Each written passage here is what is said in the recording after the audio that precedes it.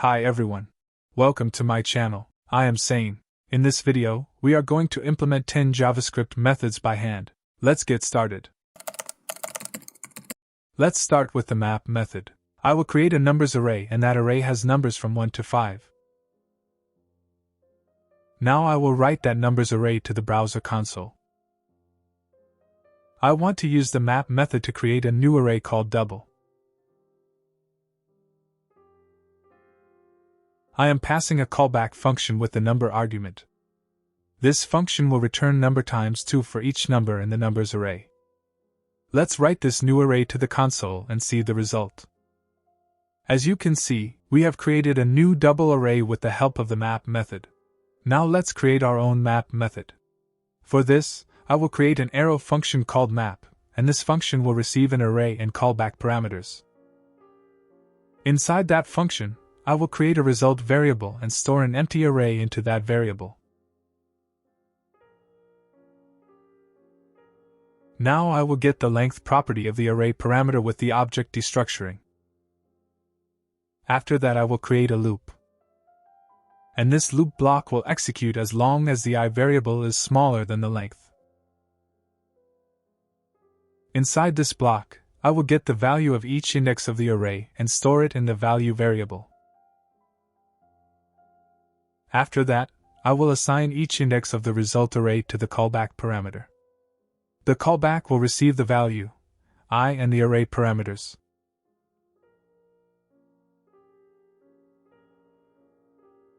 After doing all of that, this map function will return the result array because the map method returns a new array. Let's see if our function works or not.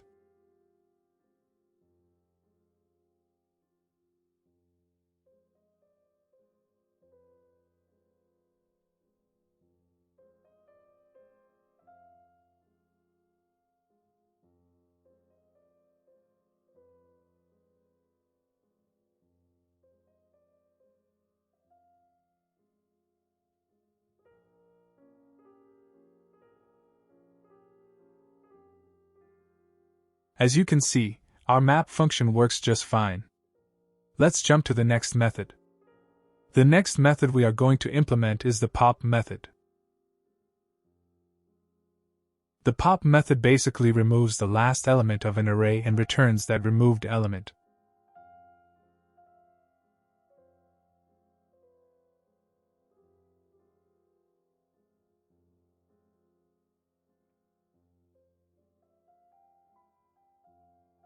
Now let's create our own pop method.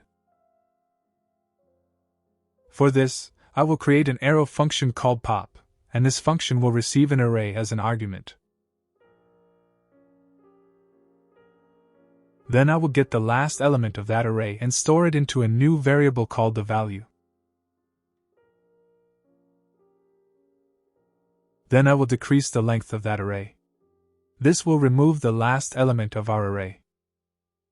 At the end, I will return the value variable because the original pop method returns the value it removed.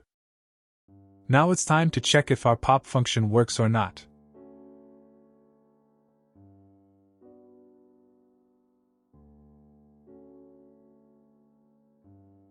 It is working as it should be. Let's jump to the next method. Next we have the push method. The push method adds one or more elements to the end of an array and returns the new length of the array.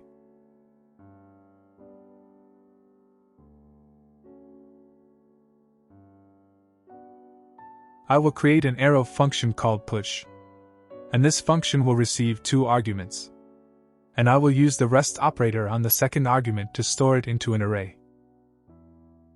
Then I will get the length property of the array argument with the object destructuring.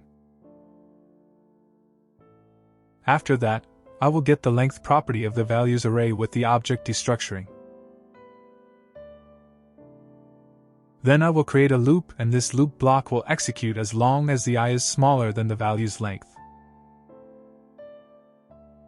Then I will add every element in the values array to the array argument.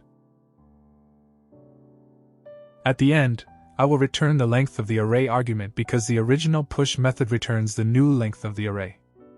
Now let's check if our push function works or not.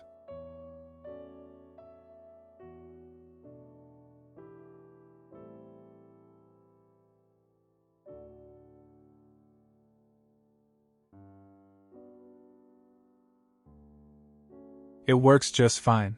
Let's jump to the next method. Next we have the sum method.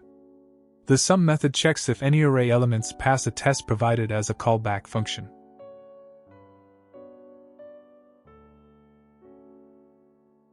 I will create an arrow function called the sum, and this function will receive two arguments, the array and the callback.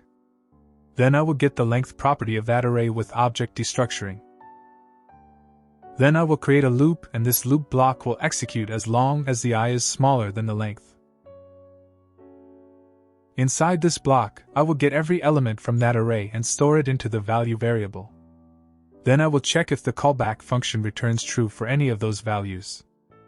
If the callback function returns true for any of those values, this function will also return true. If none of those values pass the condition, this function will return false. Now let's check if our function works or not.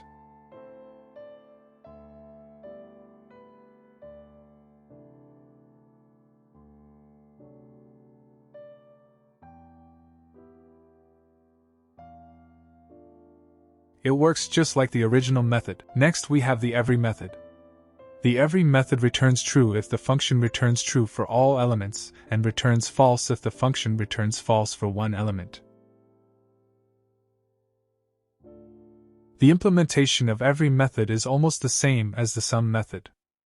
If the callback function returns false for even one element, this function will return false, otherwise it will return true.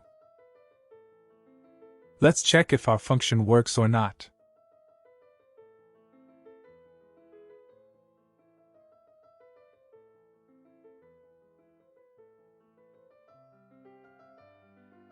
It works just fine. Let's jump to the next one. Next we have the filter method. The filter method creates a new array filled with elements that pass a test provided by a function. For creating the filter method, I will use the arrow function syntax again. This function will receive an array and the callback arguments. Then I will create the result variable, and its value is going to be an empty array. Then, by using the object destructuring, I will get the length property of the array argument. After doing all of that, I will create a loop, and this loop block will execute as long as the I is smaller than the length. Inside this block, I will get every element of the array argument and store it into the value variable. Then I will check if the callback function returns true for each value.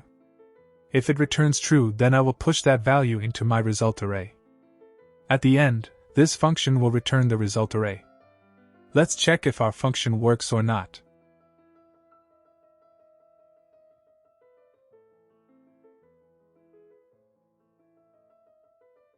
It works just fine. Let's jump to the next one. Next we have the slice method. The slice method returns selected elements in an array, as a new array. The slice method selects from a given start up to a given end. We'll create an arrow function called the slice. The first argument of this function will be an array. The second one is the start index. The default value of it is 0. The third one is the end, and its default value is the length of the array. Then I will create an empty array called the result. After that, I will create a loop. The starting point of this loop will be the start argument, and this loop block will execute as long as the I is smaller than the end argument. Then I will push the elements at index I of the array to the result array. After all of that, I will return the result array. Let's check our function.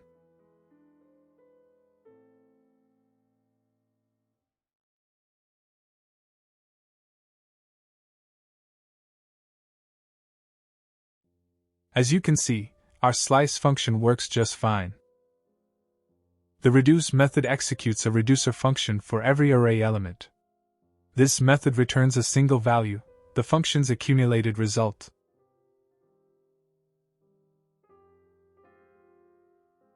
For this, I will create an arrow function called reduce, and this reduce function will receive 3 arguments: the array, the callback, and the initial value. The initial value will be 0 by default. First, I will use object destructuring to get the length property of the array. Then I will create an accumulator variable, and its value is going to be our initial value argument. Then I will create a loop, and this loop block will execute as long as the I is smaller than the length.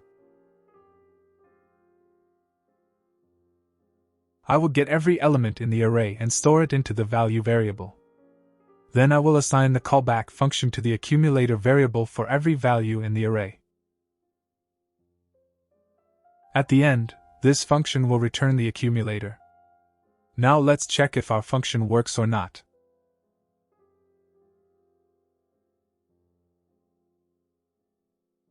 As you can see, it works perfectly.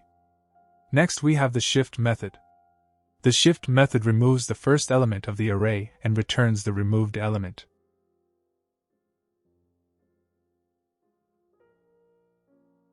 For this, I will create an arrow function called shift, and this function will receive an array as an argument. Then I will use object destructuring to get the length property of the array.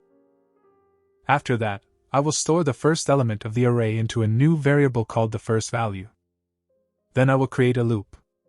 The starting point of this loop is going to be 1, and this loop block will be executed as long as the I is smaller than the length. Then I will take every element of that array and store it into the value variable. After that, I will decrease the index by 1 for every value. After doing all of that, I will decrease the length property by 1. Then I will return the first value. Let's check if our function works or not.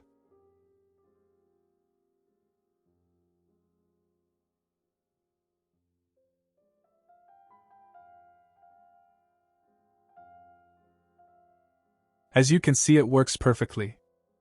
That's it, everyone. Thanks for watching.